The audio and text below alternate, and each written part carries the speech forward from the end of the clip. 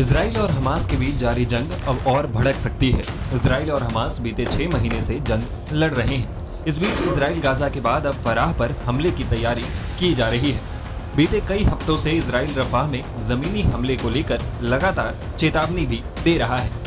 Media reports के मुताबिक Israel ने फराह में रह रहे नागरिकों से इस इलाके को खाली करने की चेतावनी दी है। इजरायली सेना किसी भी वक्त रफाह पर जमीनी हमला कर सकती है। इजराइल के रफाह पर हमले की तैयारियों के बीच पीएम बेंजामिन नेतन्याहू ने एक बार फिर से बड़ी जंग की चेतावनी दे डाली है।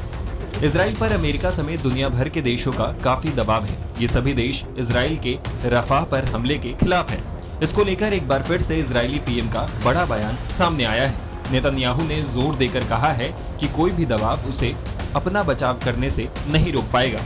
अगर इजराइल को अकेले खड़े होने के लिए मजबूर किया गया तो इजराइल अकेला खड़ा रहेगा। यरूशलेम के बाद वाशीम स्मारक पर होलोकास्ट स्मरण दिवस पर बोलते हुए उन्होंने अफसोस जताते हुए कहा, 80 years ago in the Holocaust, the Jewish people were totally defenseless.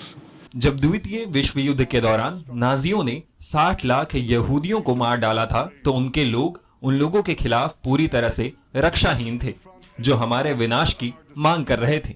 कोई भी देश हमारी सहायता के लिए नहीं आया। जब इजराइल का झंडा आधा झुका हुआ था और नरसंहार से बचे लोग मशाले जलाने के लिए तैयार थे, आज हम फिर से उन दुश्मनों का सामना कर रहे हैं जो हमारे विनाश पर आमादा हैं। मैं दुनिया के नेताओं से कहता हूं, कोई भी दबाव, किसी भी अंतर्राष्ट्रीय मंच पर कोई भी निर्णय इजराइल को अपनी रक्षा करने से नहीं रोकेगा। No decision by any international forum will stop Israel from defending itself. इसके साथ ही नेतन्याहू ने 7 अक्टूबर 2023 को हमास के हमले के बाद गाजा में युद्ध को लेकर इजराइल की दुनिया भर में हो रही आलोचना पर अफसोस जताया और इसकी निंदा की। नेतन्याहू ने कहा कि ये दुनिया भर में तेजी से बढ़ रहा है।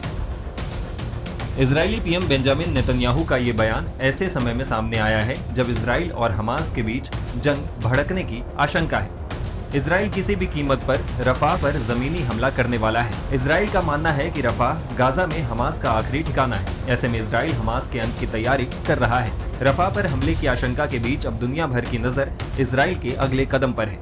इस बीच इजराइल और हमास के बीच वार्ता को लेकर भी बड़ी खबर सामने आ रही है। मीडिया रिपोर्ट्स में ऐसा दावा किया जा रहा है कि इजराइल और हमास के बीच शायद वार्ता एक बार फिर से विफल होने वाली है। इजराइल के प्रस्ताव को लेकर हमास के साथ उसकी बातचीत फिलहाल खत्म हो चुकी है।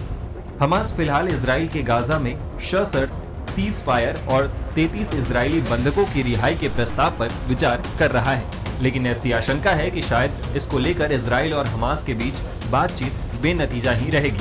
अब देखना होगा कि इजराइल आगे क्या कदम उठाता है।